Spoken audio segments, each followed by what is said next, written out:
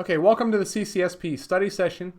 I've been having a little trouble with YouTube here, but I think everything's sorted out now. YouTube's having some trouble over the past 2 weeks, particularly with increased network traffic. Most people are staying at home, and that's affected me as well. My streaming wasn't working here for a moment, but I think everything's in order now. So what we're going to be doing today is we're going to be talking about the security incident or security information event management, or SIEM. Okay. I'm going to give you an overview of SIEM, and then we're going to go through a SIEM tool. I'm going to teach you Splunk, and I'm going to show you how you can get a trial version of Splunk for yourself and what you can do within Splunk to configure security incident information and event management. Okay. So security information and event management is pronounced SIEM.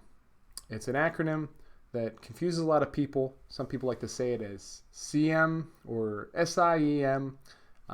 It's much simpler just to say SIEM. If you say SIEM, security professional is going to understand what you're talking about. And it's much better than spelling it out, SIEM or security information event management. There's many different ways I've seen people try and say this word. Just say SIEM. It's much easier. Just one syllable, SIEM. Okay, so SIEM is essentially a method of unifying audit logs. So you can take audit logs, and if you've worked in an enterprise setting, you know that you can get hundreds or thousands of audit logs every day, and that these can be overwhelming.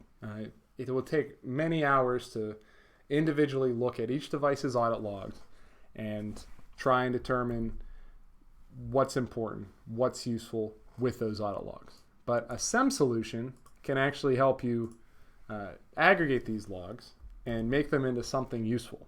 Okay?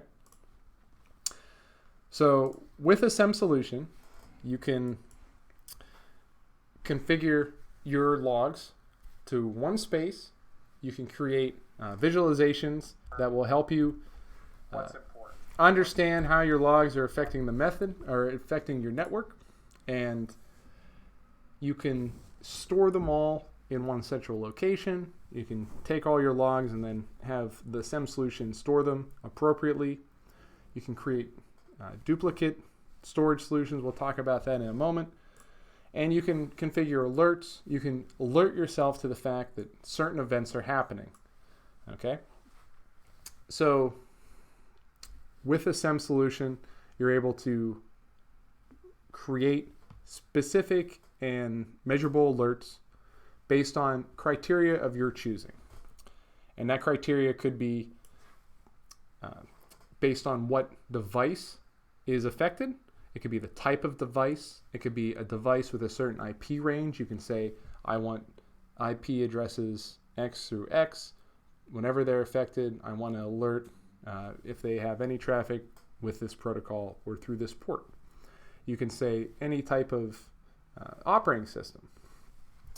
Devices with this operating system, if they're affected by this vulnerability. You can sort it by vulnerabilities, common vulnerabilities and exposure numbers, CVE numbers.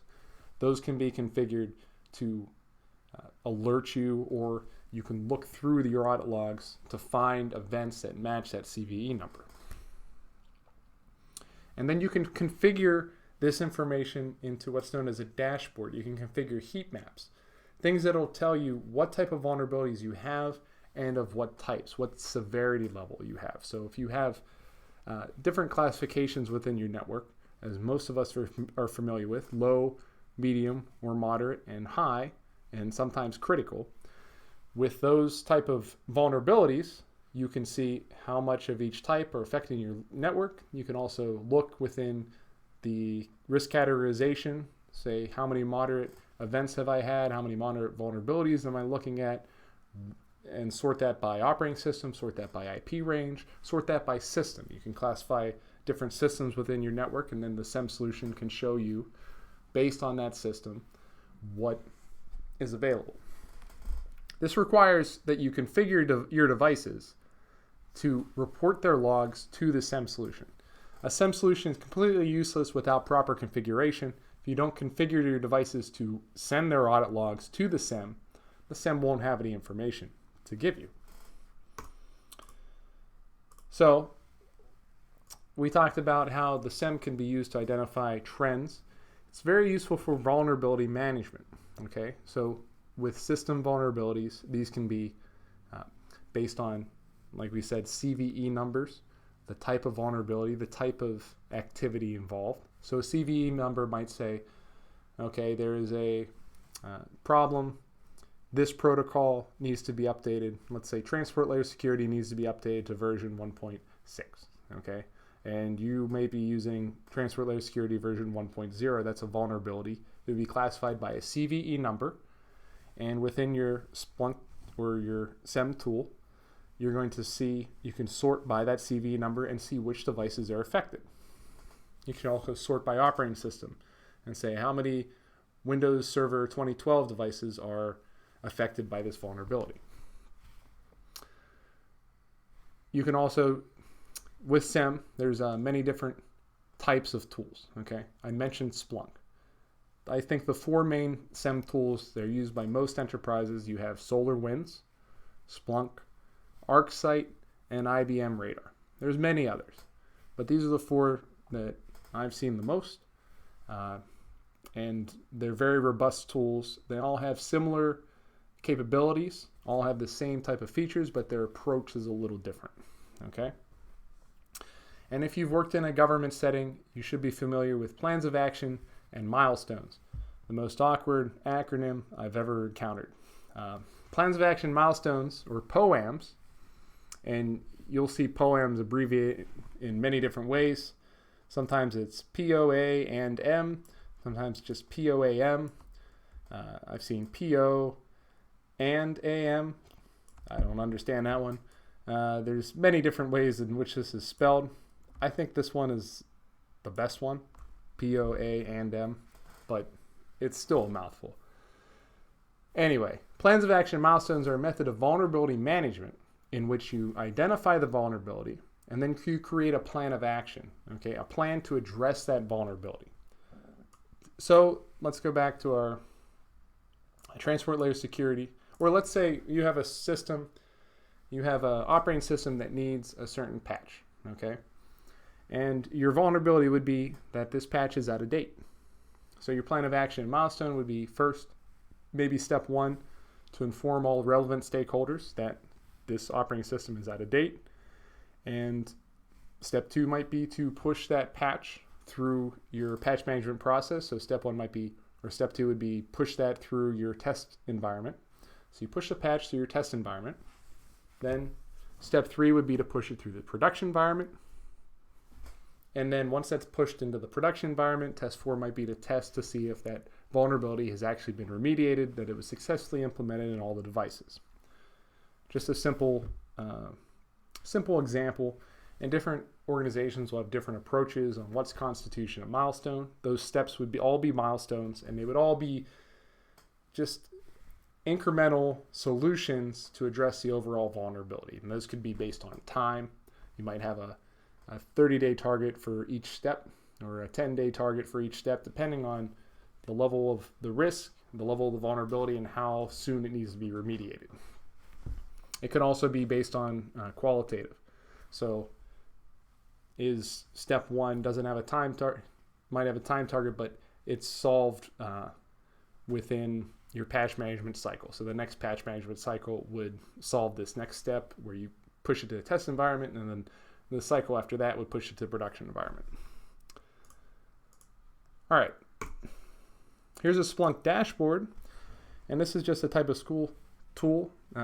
We're going to go over Splunk. Like I said, I'm going to teach you Splunk itself, so we're going to gloss over this, but you can see here's events by category of low, medium, high, and critical. Okay, and this is just an example with dummy data, and then here's events over time.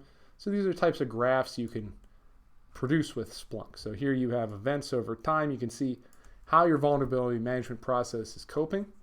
And here's a snapshot of your current events. And then you might have, these are notable events and then their progress over time. So this environment has quite a few vulnerabilities, but it doesn't, and everything is trending towards the wrong way. But each enterprise will have its own method of determining their success level, I would say this is not a very successful vulnerability management system, depending on the number of endpoints involved. Who knows? Okay, but of course that was off the Splunk website, so they're going to want to show you a bunch of vulnerabilities as a marketing trick. Okay, so we talked about alerts, how alerts can be configured. So with Splunk, you can configure alerts based on all the criteria I talked about: the vulnerability number, what operating systems are affected, what IP ranges are affected, the CVE number, and then you can configure those alerts to send out maybe an email or communication through a chat program. This can be very useful if your enterprise doesn't have a dedicated security operations center, or a SOC. So if your system or your enterprise doesn't have a SOC, you might want to have an automated alert sent to you at your endpoint with an email if you work with email, or a chat program if you're always on a chat program at your organization. And then that will pop up and let you know of these key events that you want to know about. It could help you stop a breach from occurring, or stop an attacker from further exploiting your network based on the type of traffic you're receiving. Or it could be used to prevent, a critical type of worm, or any type of traffic that could further damage it and requires a time-sensitive response. Alerts can be very useful in that regard. You can also send alerts to different stakeholders, just for situational awareness. Some stakeholders, some system owners might want to be kept in the loop regarding certain trigger points or certain areas of high interest. Maybe a new vulnerability, a new zero-day exploit has just been discovered, and you want to keep many different stakeholders in the loop and aware of when that vulnerability affects your network. So log aggregation is when you collect a bunch of different pieces of a tree together. No, I'm just kidding. But a SIEM solution is a log aggregation tool. And we're talking about security audit logs, right? So when it comes to security audit logs, each day your device may produce hundreds or thousands of logs, okay?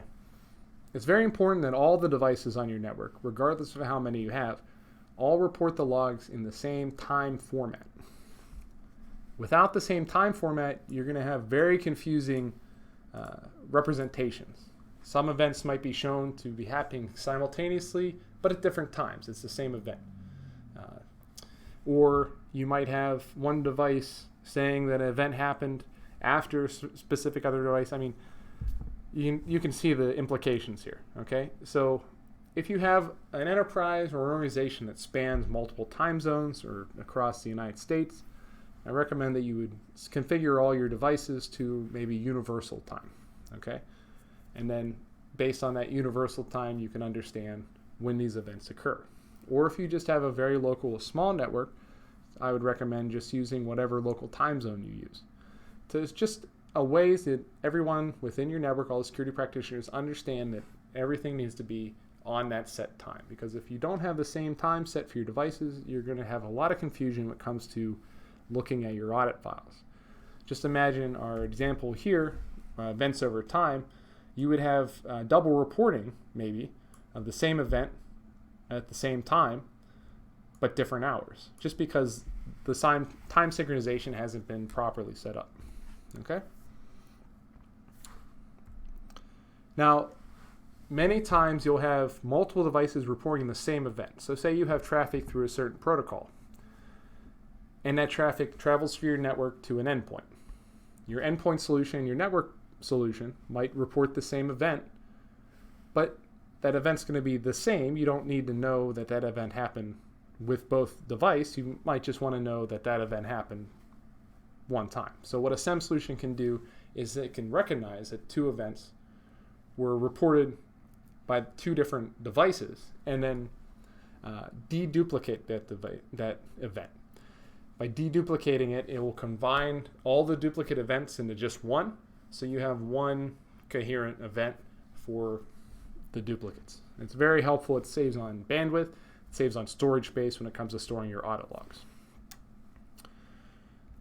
And then when it comes to storing your logs, it's very important to maintain first data integrity when it comes to audit logs, and non-repudiation. Non-repudiation is to ensure that logs remain tamper-free, okay? So that no one can go in and tamper the logs and change the logs to read that something did not occur or nothing occurred when something actually did. This is as an attacker or as a penetration tester, you understand that by changing the audit logs, what the computer or what the system reported to happen, you can alter history, so to say. Think of the audit logs as a history book. You can change what the history book says. So, I'm an attacker. I'm going to go in the audit logs and change the fact that, well, it shows that I access the system using this port and protocol, but I'm just going to change that audit log and nothing happened. Okay? With a SIEM solution, the SIEM can store the audit log in what's known as a worm, or a write once, read many storage solution. And this is just a storage device that is written to one time and then can be read by multiple users without modifying the data or the log. So if an attacker were to penetrate your network, when they went to access the log, the SIEM solution would already have stored that log into a worm, and the attacker would then not be able to alter that log because they would only have write or read-only access. Okay. This is a method of protecting data integrity, and many regulations require that certain audit logs are stored for a certain period of time. So say you're a healthcare provider and you are storing health information. That health information would then be logged, and those logs should be kept for a period of years, like 5 years or 10 years, depending on the regulations that apply to you. Okay. Can't quite remember what HIPAA requires. I know it's at least 5 years. All right. So we've went through a SIEM overview. Now I want to show you the Splunk solution and how we can go about getting Splunk. Okay. All right.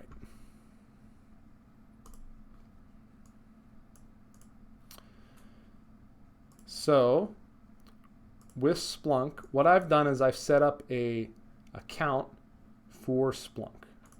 Now I'm going to show you how to get this first, and then we're going to go into Splunk itself.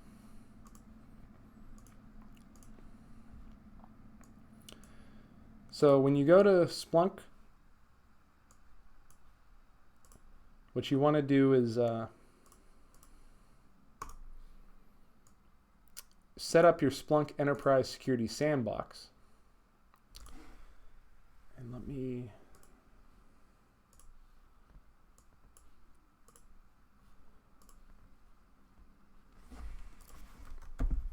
since it's already recognizing me and my login, I create a free account. I'm going to show you a fresh account here, a fresh page.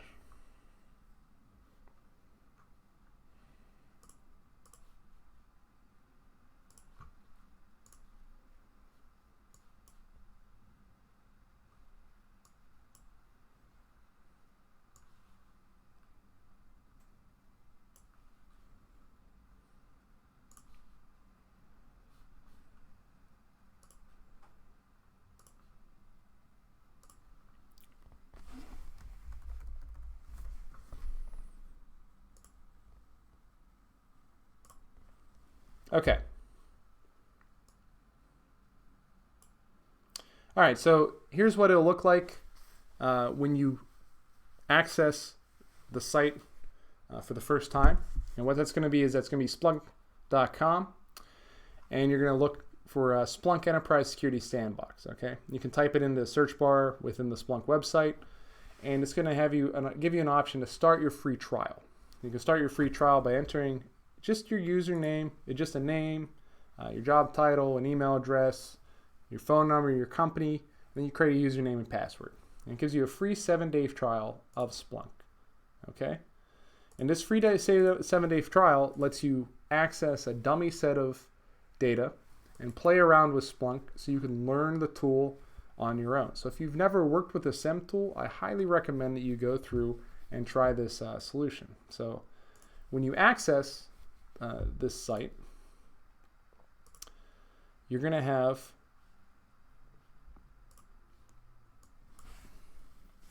this pop up. Okay, it's going to give you a tour of the environment, And here's that same data set that we looked at earlier with the screenshot, okay, with slightly different data. So you have a heat map. It's going to show you how you can detect malware.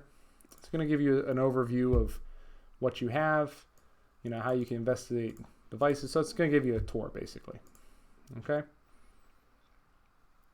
And then how you can look at events over time. But I'm going to show you each of these features in this video. It shows your antivirus, different assets you have, different systems, how you can add different artifacts, and then you can do monitor changes. So here we go. We have our Splunk set up, okay? And you have, this is similar to what Splunk Enterprise looks like. It's actually very similar. So this is more of a trial version of Splunk Enterprise. So along the top, you're going to have these different tabs, okay? And these different tabs are how you can access different options within Splunk. Also, from the home page, you're going to have the same quick tabs here, okay? So if I hit security posture here, okay, it's going to show me the same thing as if I hit security posture at the top. All right, same thing if I go back to home and I hit incident review. That's the same as hitting this button at the top, incident review. Okay, so let's go to security posture. This is your dashboard. And this dashboard can be customized however you like. So here we have some dummy data. Okay, we have top notable events. We have events based on risk category. We have critical, low, and moderate or medium. Events over time. And this is set by a certain time 1 hour ago. So according to this, the time is 8:30 p.m. Okay, the time in this instance. And then we have different events and event sources. So these event sources are going to be sorted by IP address, and you can sort those by the different types. Then you can click on each of these event sources and then see the type of events that have occurred. So here we go. We've clicked on one of the IP addresses here. It's going to load, and it's going to give us a little report what events we've had. It says at 6 p.m. today, on the 27th, brute force access behavior was detected, and it gives you where that was detected of. So this is considered a moderate vulnerability. As you see here, you have your risk categorization levels. So this device has received, or this event source, 1 medium and 2 low events. Excessive failed logins were the other 2 events, and it gives you the time available. Now you can take action with this. So we can, this SIEM tool has been configured to help to work with an adaptive response tool. So we can actually run adaptive response right here. And remember, this is a trial device, so this Splunk instance is representing an ideal configuration. Most enterprises aren't going to have Splunk configured this robustly. This is designed to sell people on the Splunk tool. So most enterprises are not going to have Splunk seamlessly integrated with their adaptive response tool. I'm just saying, but just keep that in mind as we go through this tutorial. You can create events, and you can extract. Let's try extract fields. So we can extract different rules, and here we have the code for what this event was, a brute force attack, the source, and then a bit of log info here. And we can use this code to extract. We can extract this code.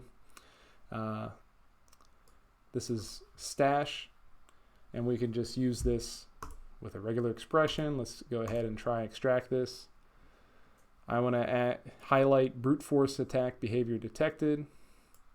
Let's do the whole string here. Search name, access brute force detected rule. Okay? Brute force.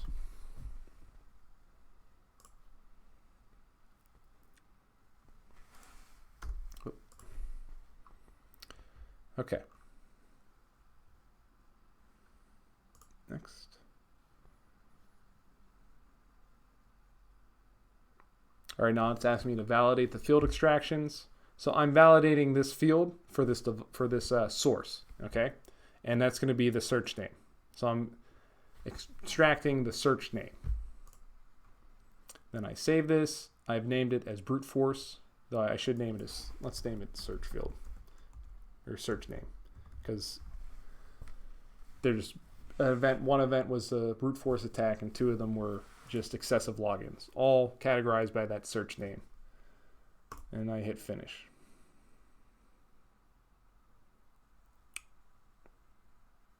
Okay, and then I can explore the fields I just extracted. So this can be useful for, say, you want to extract these from multiple devices. And here I have an exploded view that shows me everything with search name. Obviously, this is going to be quite a few events because all these events are going to have search name, but I picked one just as an example. So you're going to see search name here, and that's basically what I filtered out, search name, which is going to include everything. Okay, so let's go into the risk categorization levels. This is a pretty simple method to just see what type of vulnerabilities you have at each level. So let's look at critical. It's probably going to be the most concerning for your organization. If you have critical vulnerabilities, you're going to want to remediate those usually within like 48 hours or at most a week. Critical vulnerabilities, and some organizations would, if they're very robust, remediate them within 24 hours. Okay, and this is the time.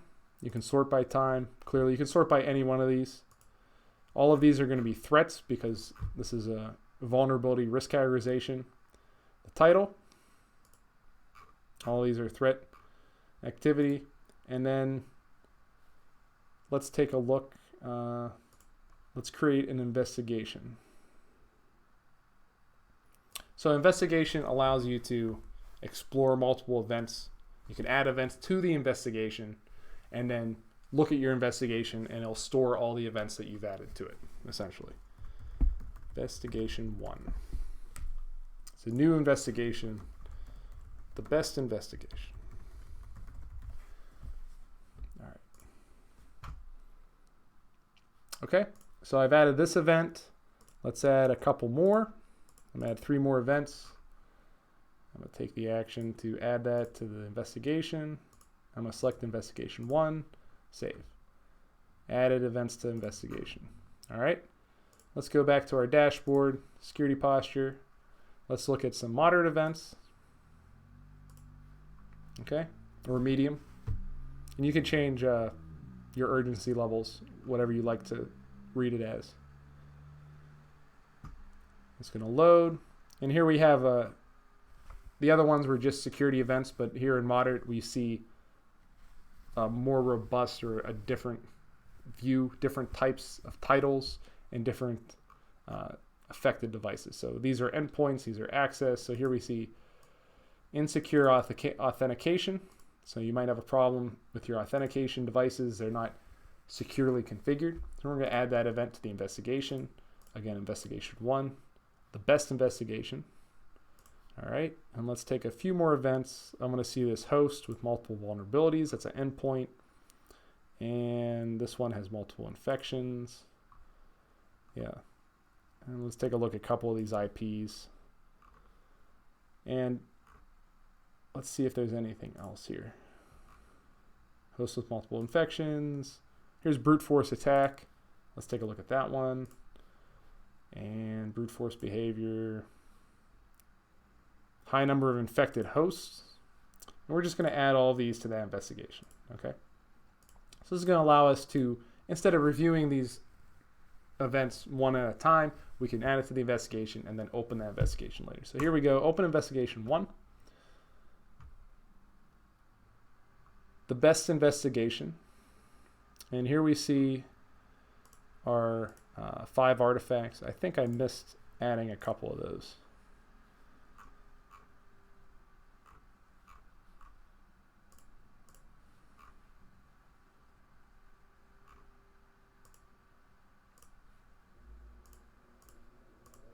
Let me see if I have to add these one at a time.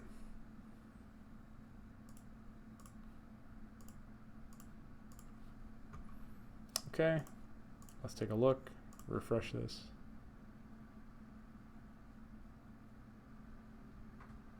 Yeah, okay, so I had to add those one at a time.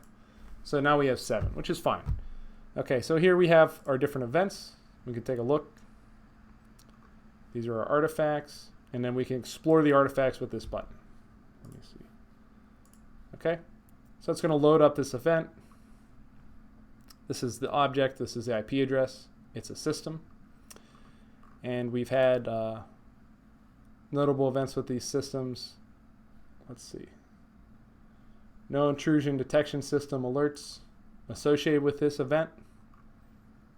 No results found. And what is this event exactly? That's 1152946. Let's see. 152946. Threat activity detected. Let's see.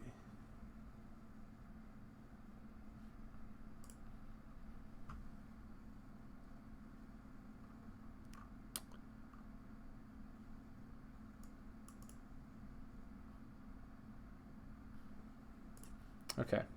So it's threat activity. Let's go back to our investigation. Go to our workbench. Okay, and here we have, so we've had multiple threat activity detected on this destination IP of 115.29.46.99, all from the same source IP. Okay, so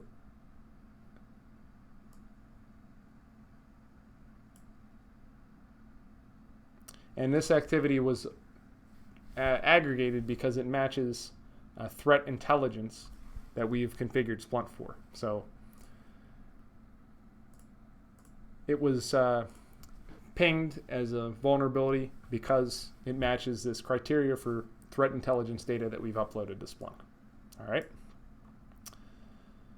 And that's all from the same source. So here we can see, based on that source data, that 115.29.46, that's the destination IP. So the threats associated with this destination IP are coming from this source IP of 192.168.56.102. And they all appear to be coming from the same source. So with this, you can possibly create a method to remediate this vulnerability. You can blacklist this IP address, 192.168.56.102. And that would stop threat data or attempts or attack attempts from this IP address. You can also blacklist this IP address on your entire device. You can go into your entire network. So you can go to your perimeter firewall and configure that this traffic is blocked, or you might want to investigate this IP address further. It could be an asset on your network, and this could be, even though it appears to be a critical vulnerability, perhaps this is normal traffic. So this is a method for you to investigate the type of data that's being reported. It could be reported as a critical vulnerability, but maybe this is normal network traffic, and then you can configure Splunk to report that correctly. But if this is maybe a threat actor, then you can take steps to stop traffic of this types, or you can just take actions to stop all traffic, from that IP address. All right, so we've picked a couple different other events here. Let's see. Oh, and here we have the reciprocating portion of that. Here we have 192.168.56.102, the source IP address. So let's take a look.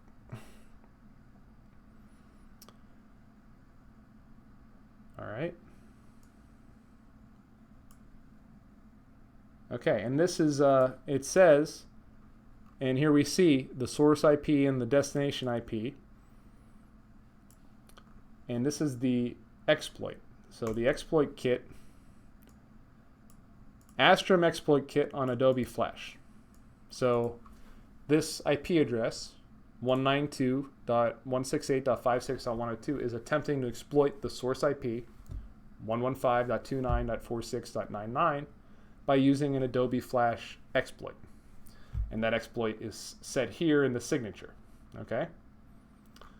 So based on this, we can configure Splunk or configure our firewall to stop traffic of this nature. And this is a Trojan.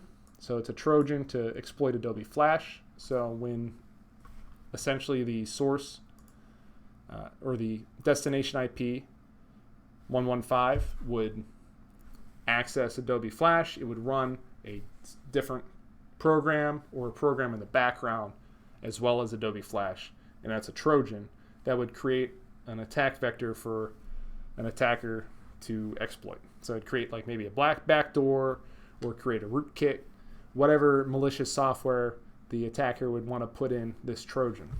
So using Splunk, we've determined, based on this investigation, what this exploit is, and we see that it's affecting this device, 115. It's coming from 192. So now we have a method starting point to remediate that vulnerability. Okay, that's pretty useful. This can be difficult to find with just a regular log because look, your endpoints are going to have different log reporting methods. The logs are going to look different for each device. It can be a pain to look through the logs and actually get useful information. It takes a concerted effort, which most security professionals don't have. These tools are incredibly valuable to help you report everything in the same manner and determine what your logs are telling you. It just helps you figure out what your logs are telling you. Okay, it cuts down on the noise. So that was already pretty useful. Let's take a look at another vulnerability here and explore it. Well, I'm going to see one thing before we stop here. Endpoint data.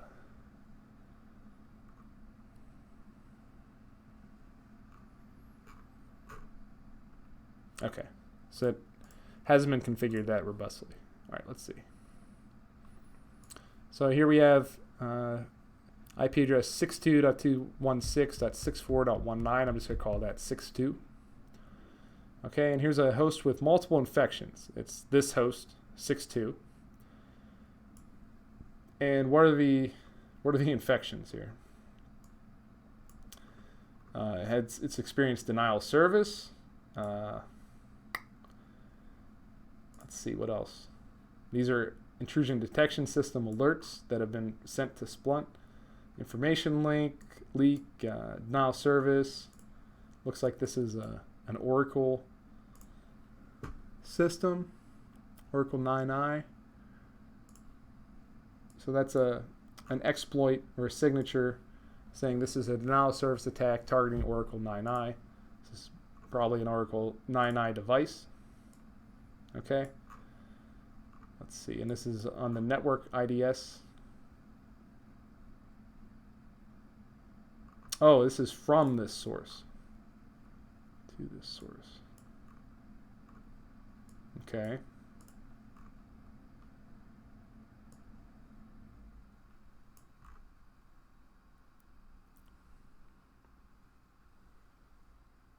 I'm trying to see if this source IP address matches that source IP address we've seen before, 192.168.56.102, but I'm not seeing any matches. So multiple denial of service attacks on this device. And then also from this device. Interesting. Okay, but you can... This is an investigation overview, basically. So this is a method of using investigations to look at different events. And it's like, think of it as a shopping cart. So you're walking down the aisles of the vulnerability or the malicious activity shopping mall. There's no toilet paper. And then you see all your events. And you're basically shopping for events. Oh, I want to take a look at that event. I want to take a look at that event. And then when you get to checkout, you go home, you unpack your events, and now you get to take a look at them. You're like, oh, okay, I see these events, and let's take a look and study them. Or you're at a library. A library is a better example. And you're picking out these books. Each event's a book. You get all your books, you go to your library table, and you sit down. Oh, now I can actually read the books without having to go to the shelf and then read the book there, put it back, go to the next shelf, read the book, put it back. That's what an investigation's like, if that makes any sense. Okay, so here we go. Then these were moderate vulnerabilities. Let's go back to our dashboard. And our dashboard is basically our home page. Okay, you can configure this dashboard to show you whatever you want. Let's talk about that actually. Let's edit our dashboard. Okay, let's add a panel. And I want to add.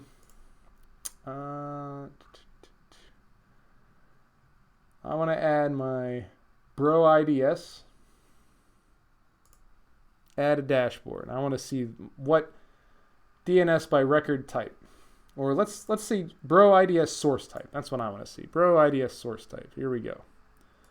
I want to see source types from my Bro IDS. You know, a Bro IDS is an IDS that likes to give out fist pounds. No, I'm just kidding. All right, so here we have source types, different types from our IDS. And if you're interested in this and you want to see this when you log in, you can move this around, unlock it here.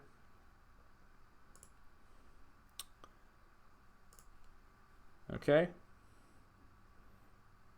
I can move this. Boop. So I can move it a little higher. I'm really interested in Bro IDS. I'm gonna put it at the top. Bam. So now when I log in, I see that Bro IDS. It's telling me everything I want to know. Okay, it's just a way you can move this. Okay, you can move it down. You can put it at the bottom. Okay, Bro IDS, you've fallen out of favor with me. Let me chuck you down to the bottom. You know, you can customize this dashboard however you want. It's very intuitive. And Splunk Works, it's a web application. So you would log into this website, and your enterprise would have access to Splunk. Your Splunk server would host this web application, and you would log in. You can log in remotely. You can log in from your workstation at your organization, wherever you want. And then you'd be able to see your Splunk dashboard, your customizable result based on your login. Okay? So there, once we've done that, we can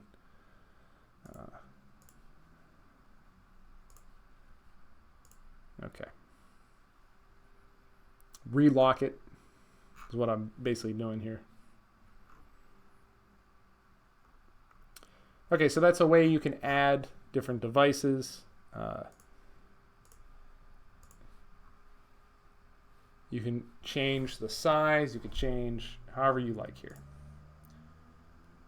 Okay, you can say, you know, I want to change the percent. I mean, there's all sorts of. Can't do that. You can just adjust what you see. You know, this was telling me what slices I see, or what's the minimum percentage I see for each slice. So I want to see all the slices. I put it at 1% or less than 1%. And that shows me like SSL. If I wanted to filter out SSL, I could say %5. Okay. And that should filter that out because SSL is reporting at 0.06. Am I right?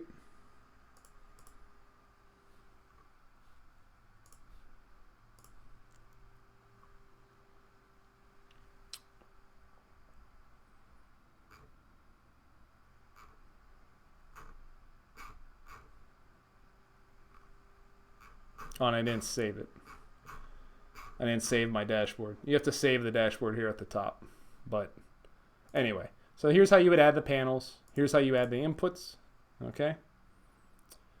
And then when you are done making changes, so I want to move this, I want to swap that back and forth, you would hit save. And you can also save different dashboards. Okay. So you can change what dashboards you like. Once you've figured out the dashboard and the settings you are comfortable with, you could save that dashboard, and you could have multiple dashboards. So that's how you would change your dashboards with Splunk. And dashboards are very helpful to show you the information you want to know. Now, let's take a look at, let's see. We talked about investigations.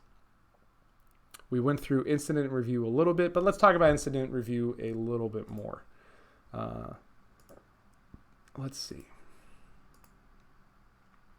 Okay, so here we have some filtering options.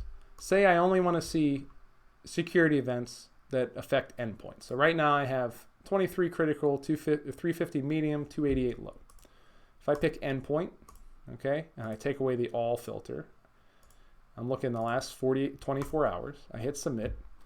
These numbers are going to change.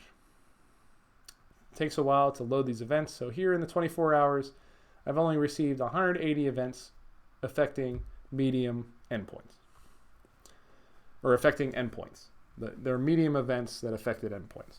There have been no critical events and no low events that have affected endpoints in the last 24 hours. Okay. I can search. Let's go back, reset these, go back to all. I can search based on different types of threats. Okay. So let's say account deleted. I want to see accounts deleted in the last 24 hours. Okay, we don't have any of those. Let's go to something I know we have, which is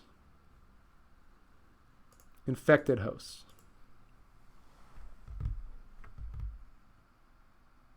Okay, here we have high number of infected hosts.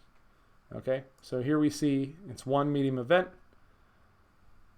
and I can take a look at that event by adding it to investigation if I want. But in this method, I've determined by these filters that there are one high number of infected hosts event within the last 24 hours. Let's see if that changes for all time. And again, I think this trial version only gives you, it might only give you within 24 hours of data, but it's all dummy data.